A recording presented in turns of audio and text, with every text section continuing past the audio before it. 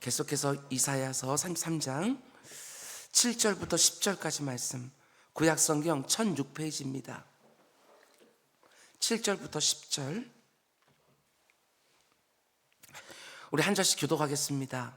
보라, 그들의 용사가 밖에서 부르짖으며 평화의 사신들이 슬피 곡하며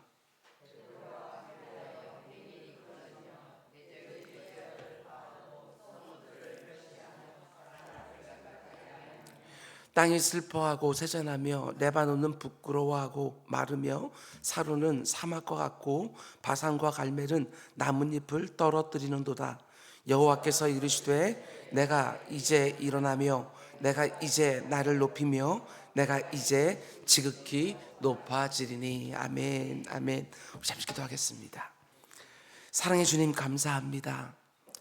은혜 없이 살 수 없는 우리들이지만 특별히 요즘 하나님의 더 큰 은혜를 필요로 하는 지체들이 있습니다. 내 주 아버지 하나님, 오늘 하루도 하늘문을 활짝 열어주셔서 아버지 하나님 그들의 모든 필요를 채워주시되 흘러넘칠조로 채워주셔서 능히 이기고 견디고 버티기도 남는 하나님의 놀라운 역사를 경험하는 지체들 다 될 수 있도록 주님 은혜 베풀어 주시옵소서. 연휴의 마지막 날입니다. 아버지, 이곳저곳으로 이동했던 우리 성도들이 다시 일상으로 돌아옵니다. 주님, 그 돌아오는 발걸음에도 함께 해주셔서 아버지 하나님 조그마한 어려움도 겪지 않게 하여 주시고 육신의 피곤도 오늘 밤 하나님께서 다 하감하여 주시고 내일부터 또 일상을 잘 살 수 있도록 주님 함께하여 주시옵소서. 아버지 하나님, 육신이 연약한 자들에게 하나님께 치료하는 광선을 허락하여 주시고 아버지 하나님, 손으로 하는 일들 가운데 열매가 너무 없어서 힘들어하는 자들에게 아버지 하나님, 눈을 뜨게 되어지면 광야에 가득한 만나를 보게 하시고 때로는 동풍으로 메추라기도 쓸어 모아주셔서 그들의 삶 가운데 먹을 것, 마실 것, 입을 것 있게 하시고 오직 하나님을 더욱 의지하는 복된 시간 될 수 있도록 주님 은혜 베풀어 주시옵소서. 오늘 이 새벽에도 모세, 여호수아, 갈렙 이름으로 아버지 하나님 1000번째를 드린 손길이 있습니다. 아버지 하나님께서 아버지 하나님 그에게 3명의 사위들을 허락해 주셨습니다. 주님, 그 모든 3명의 사위들이 자기 역할들을 잘 감당하며 믿음 안에 잘 서서 하나님의 일을 위하여 잘 쓰임받는 모두가 될 수 있도록 주님 은혜 베풀어 주시옵소서. 예수님의 이름으로 기도드렸습니다. 아멘. 아멘. 여러분 잘 오셨습니다. 오늘은 어제보다 좀 더 좋은 날인 줄 믿습니다. 아멘. 오늘은 이사야서 강의 80번째 시간입니다. 오늘 말씀의 제목은 우리가 부르는 복음성가 가사의 내용이지요. 내 힘으로 안 될 때, 그때가 바로 하나님의 때. 이런 제목으로 말씀 전하도록 하겠습니다. 지금 우리는 이사야서 33장 말씀을 함께 보고 있는데 앞부분에 나오는 어제 새벽까지 본 1절부터 6절 말씀은 아수르를 향한 하나님의 심판 예언이었습니다. 근데 오늘 본문 7절부터는 그 시대가 어떤 상황이었는지 그 시대적인 배경을 말해주는 것을 보게 되어집니다. 지금이 어떤 상황입니까? 어제 새벽에 잠시 말씀드린 것처럼 오늘 본문의 역사적 배경을 보여주는 열왕기하 18장 말씀을 보면 아수르 왕 사네립이 쳐들어와서 남유다의 라기스라는 성을 정복하고 거기에 진을 치고 있습니다. 그때 남유다의 왕이었던 히스기야가 사네립에게 사신을 보내어 평화의 화친을 요청합니다. 우리가 어떻게 하면 그냥 돌아가겠느냐? 원하는 대로 다 들어줄 테니까 말만 해라 하고 평화의 화친을 요청한 거예요. 그러자 사네립이 이렇게 요구합니다. 금 30달란트와 은 300달란트를 마련해서 주면 우리가 그냥 돌아가겠다. 그래서 히스기야 왕이 왕궁 곳간에 있는 모든 금과 은을 싹 끌어 모읍니다. 그것으로 부족하니까 성전에 따로 구별해 놓은 금과 은도 모으지요. 그런데 거기에 맞출 수가 없어요. 그래서 성전 기둥과 문에 붙어있는 그 금조각까지 다 뜯어가지고 겨우겨우 맞추어서 사네립에게 갖다 줍니다. 근데 어떻게 되어집니까? 사네립이 금과 은을 다 받은 후에 얼굴을 바꿉니다. 약속을 지키지를 않습니다. 금과 은은 다 받아챙긴 다음에 예루살렘을 향하여 계속해서 진격해 오는 것이지요. 그게 바로 오늘 본문 33장의 역사적 배경입니다. 요구한 대로 금과 은을 다 모아서 갖다 주면 전쟁의 위협으로부터 벗어날 거라고 생각을 했는데, 어떻게든지 원하는 것을 다 맞춰줘서 전쟁을 끝내고 평화를 얻기 원했는데, 사내립이 약속을 깨고 계속해서 예루살렘으로 진격해 옵니다. 그러자 그 엄청난 아수르 군대를 바라보면서 심히 좌절하고 두려워하지요. 남유다의 모든 백성들이. 그 백성들을 향하여 주시는 말씀이 오늘 본문의 내용입니다. 그 당시 남유다 백성들의 마음이 어떠했는지 한번 보시기 바랍니다. 7절, 보라 그들의 용사가 밖에서 부르짖으며 평화의 사신들이 슬피 곡하며. 남유다의 군사들이 이제 전쟁을 치러야 됩니다. 근데 승산이 없어요. 사람들을 극히 잔인하게 죽이는 아수르 군대와 싸워서 이길 자신이 조금도 없는데, 사내립이 금과 은은 다 받아 챙기고 계속해서 예루살렘을 향하여 숨통을 조여오고 있으니까 남유다의 군사들이 그 절망과 두려움에 울기 시작합니다. 전쟁을 치러야 되는 군사들이 우니까 보나마나지요. 군사들의 사기가 땅바닥에 다 떨어졌습니다.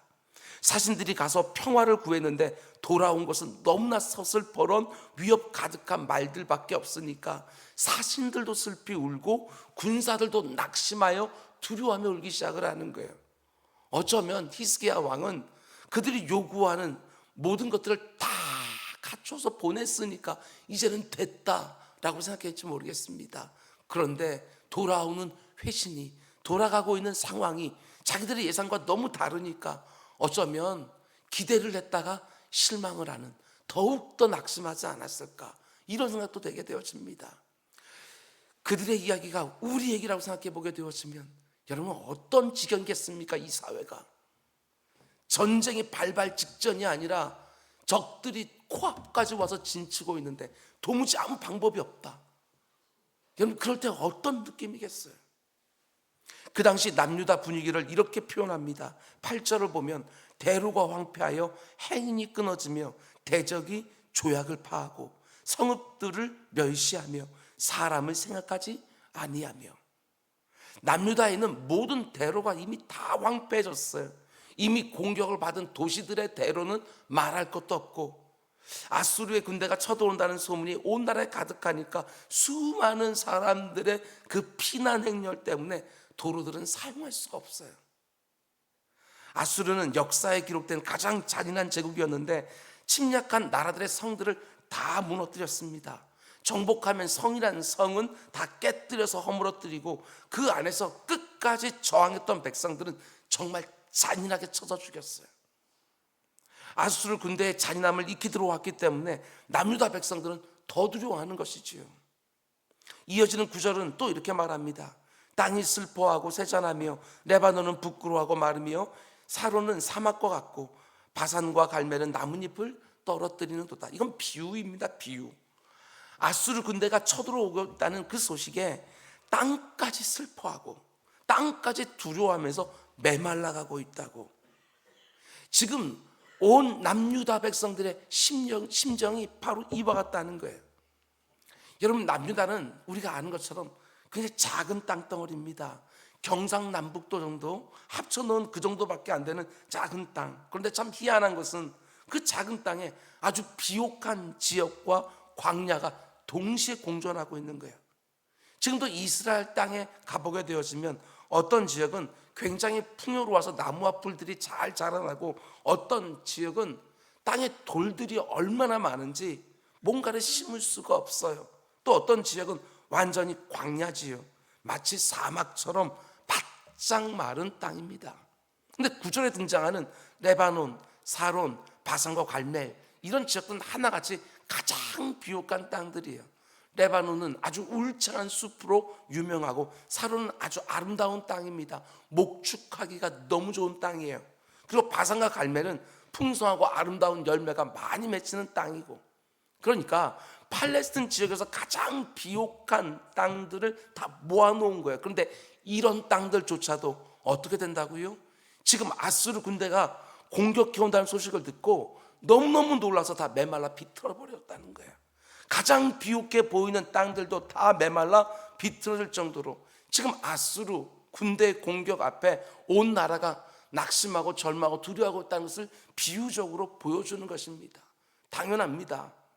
아수르 군대는 지금 예루살렘으로 계속해서 진격해 오고 있는데 방도가 없습니다. 맞서 싸우자니 군사력의 차이가 어마어마하고 평화의 화친을 맺기 위해서 금과 은은 다 끌어모아서 갖다 바쳤는데 일방적으로 약속은 파기하고 도무지 방법이 없어요. 그래서 남유다의 모든 백성들이 낙심하고 절망하고 두려워하고 있는, 온 백성들에게 살 소망까지 끊어져 버린 거예요. 우리도 이 땅을 살아가면서 이런 경험을 할 때가 정말 한 번씩 있지 않습니까? 눈앞에 어떤 위험이 계속 다가오는데 막아낼 방법이 없어요. 그것을 견뎌낼 도리가 없는 거예요. 아무리 생각하고 따져보아도 망하게 생긴 거예요. 근데 이 부분을 잘 보셔야 됩니다. 지금 남유다 백성들이 큰 절망과 두려움 가운데 살 소망까지 잃어버리고 있는데, 오늘 본문의 내용을 쫙 보게 되었으면 뭐가 빠져 있습니까? 빠져 있는 게 하나 있어요. 하나님이 없어요. 하나님이. 시편 3편에서 다윗이 쏟아놓았던 그 위대한 고백과 기도가 없습니다. 천만인이 나를 에워싸 진친다 할지라도 나는 두려워하지 않겠다. 여호와여 일어나소서, 나의 하나님이여 나를 구원하소서. 주께서 나의 모든 원수의 뺨을 찌시며 악인의 일을 꺾으셨도다. 구원은 여호와께 있사오니 주의 복을 주의 백성에게 내리소서. 이런 고백과 이런 기도가 그 어디에도 보이지 않습니다. 하나님을 믿고 의지하는 하나님의 백성들 다운 모습이 없는 거예요. 그런 면에서 볼 때 남유다 백성들이 왜 이렇게 절망하고 두려워합니까? 지금 이 상황에서요, 하나님을 딱 빼놓고 나니까 뭐만 남아요? 아수르 군대와 자기들밖에 안 보이는 거예요. 당연히 두렵지요. 아수르 군대는 너무나 막강하고 자기들은 너무 초라하고, 하나님 빠져있는 이스라엘 백성들은 두려워할 수밖에 없는 거예요. 여러분과 저도 이럴 때가 한 번씩 있습니다. 입으로는 하나님을 믿고 의지한다고 고백하면서도 사실은 하나님을 믿는 것이 아니라 나를 믿어요. 그래서 지금 다가오고 있는 그 문제와 내 실력을 비교해서 내 실력으로는 감당이 안 되면 두려워하고 낙심하고 절망해요. 하나님은 빠져 있어요. 이럴 때가 참 많아요. 오직 주만 바라보나이다 하고 죽이든지 살리든지 하나님의 처분에만 맡겨놓는다는 게 뭔지를 우린 자꾸 놓쳐버릴 때가 많다는 것입니다. 여러분과 저를 포함하여 모든 죄인들의 가장 뿌리 깊은 죄성 가운데 하나가 바로 자기 자신에 대한 신화입니다. 신화. 신화가 무엇입니까? 허상이라는 것이지요. 내가 최선을 다하기만 하면 어떤 문제든지 이겨내고 감당할 수 있을 것처럼, 내가 좀 더 부지런히 다니고 사람들을 만나고 내 지혜를 다 동원하게 되어지면 내가 얼마든지 이 문제를 해결할 수 있는 것처럼, 그러니까 기도 안 하는 거 아니겠어요? 뿌리 깊은 죄성이 바로 자기 자신에 대한 신화예요. 하나님을 믿는다고 말하지만 하나님을 사실 믿는 게 아니라 나를 믿는 거예요. 나. 애굽의 말과 병거와 마병의 도움을 기대했지만 그것도 소용이 없고, 아수르에게 평화의 화친을 위하여 금과 은을 다 모아다 갖다 바쳤지만 그들이 얼굴을 바꿔버렸고, 자기들의 군사도로는 보나마나 질 것이 틀림없고, 한마디로 사람이 낼 수 있는 방법은 지금 다 냈다고 보면 돼요. 그걸 보여주는 거예요. 자신들의 군사로는 택도 없고 애국 군대가 올 가능성도 없고 화친을 위하여 갖다 바쳤던 금과 은도 소용이 없고 그 어떤 소망도 없어 보여요. 우리도 이 땅을 살아가면서 이렇게 암담한 상황을 한 번씩 놓일 때가 있는데 그 어떤 소망도 다 끊어진 것 같이 보이는 상황.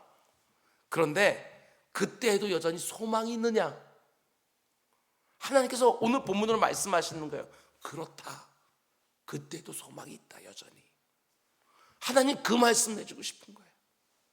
오늘 우리 가운데 속에 이 말씀을 듣는 그 누군가에게 하나님은 그 말씀을 해주고 싶은 거예요. 너 네 인간적인 방법이 다 수포로 돌아갔느냐? 그렇다고 살 소망이 끊어졌느냐? 그렇지 않다. 여전히 너에게 소망이 있다. 하나님은 그 말씀을 너무나 해주고 싶은 거예요. 모든 소망이 다 끊어진 것처럼 보여서 이제는 정말 끝났구나 이런 생각이 들 때 하나님의 말씀을 보십시오. 10절 여호와께서 이르시되, 하나님 말씀하시는 거예요. 내가 이제 일어나며 내가 이제 나를 높이며 내가 이제 지극히 높아지리라. 남유다 백성들이 극히 절망하면서 소망이 없다고 말할 때, 살 소망이 다 끊어졌다고 말할 때 하나님 뭐라고 말합니까? 내가 이제 일어날 것이다. 내가 이제 나를 높일 것이다. 내가 이제 지극히 나를 높이리라. 여러분, 이 짧은 한 구절에요, 이제라는 시간 부사가 무려 3번이나 반복되어져요. 영어 성경도 봐도 마찬가지예요. Now, I will. 이 표현이 계속해서 반복되어지는 걸 보게 되어서요. 시간 부사 3번이나 이제. 하나님이 이렇게 3번이나 반복해서 말씀하시는 그 이유가 뭐냐? 여러분, 지금 이 말씀의 의미는 이런 거예요. 사람의 모든 방법이 다 실패했을 때, 어디에도 피할 길이 없고 어디에도 도움을 바랄 데가 없을 때, 그때가 바로 하나님의 때라고, 하나님이 일하실 때라고. 너의 인간적인 방법은 다 끝이 났지만 마치 하나님이 그때까지 기다리기라도 하신 것처럼 이때가 바로 내 때라고 말씀하시는 거예요. 날이 저물어 갈 때, 빈들에서 걸을 때, 그때가 바로 하나님의 때인 것이고, 내 힘으로 안 될 때, 빈손으로 걸을 때, 그때가 바로 하나님이 일하실 때라고. 여러분, 이 세상은요, 이게 뭔지 죽었다 깨어나도 몰라요. 이게 뭔지. 이 세상은 철저하게 힘의 논리, 힘의 우위만 가지고 비교하기 때문에 내 힘으로 안 될 때, 그때가 바로 하나님의 때라는 이 말을 알 수가 없어요. 이 세상은. 사도 바울이 고린도후서 12장에서 말했던 것처럼 내가 약할 그때에 가장 강하다, 이걸 이해를 못해요. 우리가 익히 아는 것처럼 사도 바울이 자신의 병을 낫게 해달라고 하나님께 3번이나 작정하고 기도합니다. 다른 사람들의 병은 바울이 척척 다 고쳐줬는데 정작 자기 병은 못 고쳐요. 거기다가 남들이 턱 보면 병들었다는 것을 다 아셔야 눈에 확연하게 보이는 것이지요. 하나님의 능력을 드러내야 되는 그 종이 오히려 사람들을 실족시키는 거예요. 얼마나 그 질병이 고통스러운지 바울은 사단의 사자, 육체의 가시 이렇게 불렀습니다. 사탄의 가시, 이게 무슨 뜻이에요? 사람들을 실족시키는 질병이라는 거예요. 복음의 역사를 가로막는 질병이라는 거예요. 너무나 출중한 하나님의 일꾼이 남의 병은 잘 낫게 하는 사람이 정말 자기 병은 못 고칩니다. 사람들을 보면 바울이 병들었다는 게 다 보이는 거예요. 그래서 3번이나 간절히 낫게 해달라고 기도하는데 안 낫게 해줘요. 그 대신 하나님이 바울에게 들려준 말씀이 무엇입니까? 고린도서 12장 9절, 나에게 이르시기를 내 은혜가 너에게 족하다. 이는 내 능력이 약한 데서, 너의 약한 데서 온전하게 되어진다. 참 기가 막힌 말씀이에요. 우리가 믿고 의지하는 하나님은 우리 인생과 다릅니다. 여러분과 저는 지금 하나님이 도와주셔야 효력이 있을 터인데, 하나님이 지금 나를 도와주셔야 내가 어떻게든 이 문제를 해결할 텐데 하고 생각하지만, 하나님은 때로 내가 아주 절박하다고 생각하는 그 순간에도 즉각 도와주지 않는 것처럼 보일 때가 많이 있습니다. 그 대신 어떻게 하느냐? 내가 생각하고 있는 모든 인간적인 방법이 다 끊어질 때까지 때로는 기다리셔요. 나의 최선이라는 것이 얼마나 초라한 것인지를 내가 깨달을 때까지, 나에 대한 신화가 깨어질 때까지 하나님 기다리기도 하셔요. 그때 낙심하지 마시라. 그게 끝이 아니라는 것입니다. 예수를 믿는 우리에게는 그 순간이 끝 밑바닥이 아니에요. 나의 절망이 소망 없음을 의미하는 것이 절대로 아니라는 것입니다. 그때가 바로 하나님의 때라고, 하나님이 일하실 때라고 말씀하시는 거예요. 내가 내 자신에 대한 소망이 다 끝났다고 생각되는 그 순간에 하나님께서 이제 내가 일어나리라, 내가 일하리라, 이렇게 말씀하시는 거예요. 뭔가 이 타이밍이 절묘하지 않아요? 하나님 마치 기다리신 것처럼. 하나님은 계속해서 바울에게 이렇게 말씀합니다.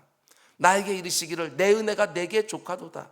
이는 내 능력이 약한 데서 온전하여짐이라 하신지라. 이렇게 하나님 말씀하시니까 바울이 뭐라고 말합니까? 그러므로 도리어 크게 기뻐함으로 나의 여러 연약한 것들에 대하여 자랑하리니 이는 그리스도의 능력이 내게 머물게 하려 하십니다. 내가 스스로 강하다라고 생각할 때는 하나님의 능력이 내 안에 안 머무는데 난 아무것도 할 수 없습니다. 이 고백이 있을 때 하나님의 능력이 내게 머문다는 거예요.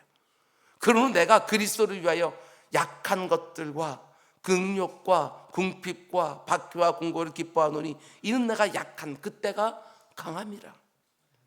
이 세상은 이게 뭔지를 모른다는 것입니다. 무조건 좋아야 되고 무조건 있어야 되는 것이고 힘이 강해야 되는 것이고 영향력이 있어야 뭔가를 할 수 있다고 생각하는 거예요. 근데 하나님 보란 듯이 이 세상의 그런 막연한 신화를 깨뜨리는 것이지요. 상황이 좋지 않습니다. 있어야 될 것이 없는 거예요. 힘도 없고 영향력도 없어요. 근데 그런 상황에 하나님 나를 딱 집어넣고 내 자신에 대한 소망이 아니라 하나님을 바라보게 하시는 거예요. 드디어. 이렇게 안 하면 내 스스로 뭔가를 할 수 있다고 생각하는 그 뿌리 깊은 교만이 안 뽑혀집니다. 그래서 모든 인생들이 적어도 한두 번 정도는 이 세상을 살면서 내 힘으로 정말 안 되는 그 절박한 순간에 들어가게 되어져 있어요. 그리고 그 순간에 하나님을 제대로 만나요. 그 순간에 하나님을 제대로 만나요. 오늘 이 자리에 있는 분들도 대부분은 그럴 거라 생각되어져요. 언제 하나님이 나의 힘이시구나, 나의 요새시구나, 나의 피난처구나, 나의 산성이구나, 나의 피할 바위구나, 이 고백이 언제 절절하게 쏟아져요? 내 힘으로 안 될 때. 그때 깨닫게 되어지는 거예요. 저는 한 번씩 이런 생각이 들 때가 있습니다. 하나님이 어떤 일을 제가 정말 감당을 못할 것 같은 하나님이 어떤 일을 해결해 주고 나서 저한테 이렇게 말씀하시는 것 같아요. 오재호 목사, 지금 이거 네가 아니라 내가 한 거 맞지? 하나님 이렇게 말씀하는 것 같아요. 조금이라도 네가 뭔가 한 것처럼 네 이름 슬쩍 끼워 넣으려고 하지 마라. 이거 내가 한 거다. 하나님이 그렇게 말씀하시는 것처럼 느낄 때가 있어요. 여러분과 저는 얼마나 어리석은지 어떤 문제가 해결되기만 하면 내 이름, 내 수고, 내 노력, 내 지혜, 내 방법 이런 것들을 슬쩍 끼워 넣고 싶은 거예요.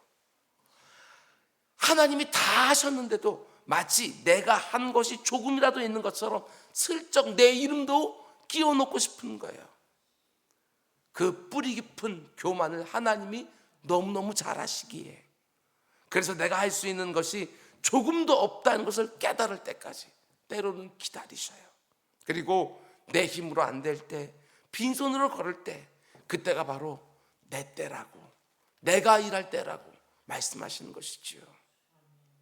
오늘 보면 10절 말씀, 이 새벽에 마음에 꼭 새겨놓으시기 바랍니다. 남유다 백성들이 시도했던 모든 인간적인 방법들이 다 수포로 돌아가고 이제는 살 소망까지 끊어졌다고 단식할 때 하나님 말씀하십니다. 여호와께서 이르시되 내가 이제 일어나며 내가 이제 내 이름을 높일 것이며 내가 이제 지극히 영광을 받을 것이다 말씀하시는 거예요. 요즘 내 힘으로 안 되는 상황을 맞은 분들 분명히 있을 것입니다. 하나님이 즉각 나를 도와주시면 좋을 것 같은데 하나님의 도우심이 너무 늦는 것 같아서 낙심하는 분들도 분명히 있을 것입니다. 여러분, 소망이 끊어졌다고 생각하지 마시기 바랍니다. 하나님은 지금 내가 그 어느 때보다도 하나님께 매달리기를 원하신다. 이렇게 보면 틀림없습니다. 제가 늘 하는 표현으로 하면 내 힘으로 안 될 때 하나님은 그 어느 때보다도 나에게 더 바짝 다가와 계신다. 믿으면 틀림없습니다. 조금이라도 내 자신에게 기대할 것이 있는 것처럼 생각을 하고 하나님이 약간만 도와주시면 내가 이 문제를 해결할 것처럼 생각하지 마시기 바랍니다. 하나님이 하셔야만 됩니다. 하나님이 나의 교만을 다 꺾으시고 나의 최선이라고 하는 것이 얼마나 부질없음을 다 보게 하신 다음에 이제 내가 일어나리라. 이제 내가 내 이름을 높이리라. 내가 이 문제를 통하여 내가 너의 하나님이라는 것을 내가 온 세상에 다 드러내리라. 오늘 이 새벽에도 이제 내가 주님만 바라봅니다 하고 그 믿음 가운데 소망으로 하나님을 찾고 또 찾는 우리 모두가 다 될 수 있길 주님의 이름으로 축원드립니다. 우리 기도하겠습니다. 사랑의 주님, 내 뼛속까지 깃든 이 교만, 하나님이 그걸 깨뜨리고 오직 하나님만 의지하고 제대로 된 믿음으로 살아가라고, 때로는 우리 삶 가운데 속에 내 힘으로 도저히 안 되는 상황 속에 나를 집어넣으실 때가 있다는 거 오늘 본문을 통해서 보았습니다. 그러나 그 순간에 낙심하고 절망하지 않게 해주시옵소서. 내 힘으로 안 되는 그 순간이 바로 하나님의 때라고 하는 거 분명히 아버지 우리가 고백하게 하여 주시고, 오늘 본문의 말씀처럼 내가 이제 일어나리라, 내가 이제 나를 높이리라, 내가 이제 너의 문제를 해결하리라. 아버지 이 음성을 듣고 소망으로 일상으로 돌아가는 우리 성도님들 꼭 있을 수 있도록 은혜 베풀어 주옵소서. 예수님의 이름으로 기도드렸습니다. 아멘.